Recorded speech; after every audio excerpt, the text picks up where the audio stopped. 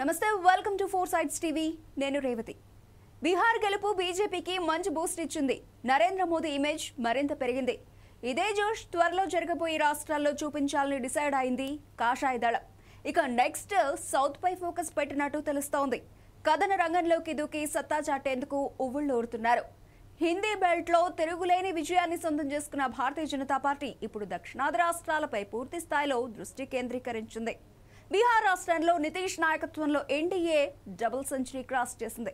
బీహార్లో ఎలాంటి formula apply చేశారో మిగతా రాష్ట్రాల్లోనూ అదే ఇంప్లిమెంట్ చేయాలని భావిస్తున్నారు. వచ్చే ఏడాది పశ్చిమ బెంగాల్, తమిళనాడు, కేరళలో అసెంబ్లీ ఎన్నికలు జరగనున్నాయి.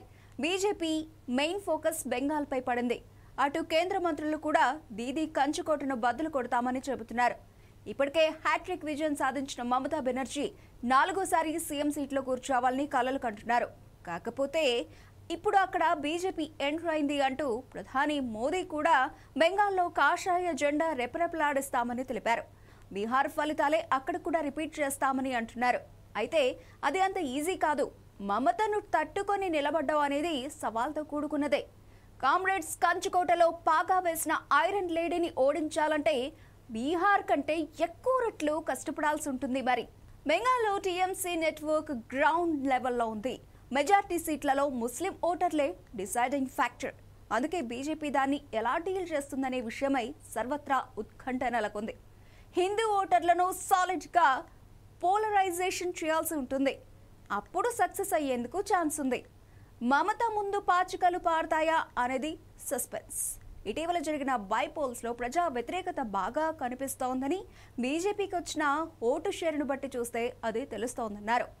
మోదీ షాద్వైన్లో అనేక విజయాలు సాధించారు. కానీ బెంగాల్లో మాత్రం పట్టు కోసం ప్రయత్నించి 2 సార్లు ఫెయిల్ అయ్యారు. 3వ సారి మాత్రం గట్టిగానే ప్రయత్నిస్తున్నారు.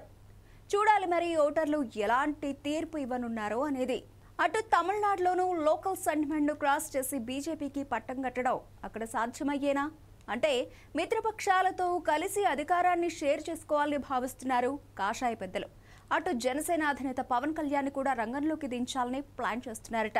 తమిళనాడులోనూ జనసేనానికి ఫ్యాన్ ఫాలోయింగ్ ఉంది. దాన్ని ఓట్ల రూపంలో మలుచుకోవాలని భావిస్తున్నారట. ఇప్పటికే పవన్ పలుమార్లు చెన్నైకి వెళ్లి వచ్చే ఎన్నికల్లో ప్రచార విషయమై ముందుగానే హింట్ ఇచ్చేశారు. ఇక మిగిలింది బీజేపీ అధిష్టానం నుంచి ఆదేశాలు రావడమే. మరోవైపు కేరళలో పాగా వేయాలని బీజేపీ ఎంతో ప్రయత్నిస్తోంది. కానీ వర్కౌట్ అవడం లేదు. 18% ఓట్ షేర్ ఉన్న సీట్లను సాధించడంలో ఫెయిల్ అవుతూనే ఉన్నారు. ఈసారి కొత్తగా ముందుకు వెళ్లాలని ప్రయత్నిస్తున్నారు. చూడాలి మరి దక్షిణాదిలో బీజేపీ ప్రణాళికలు ఏ మేరకు వర్కౌట్ అవుతాయో అనేది.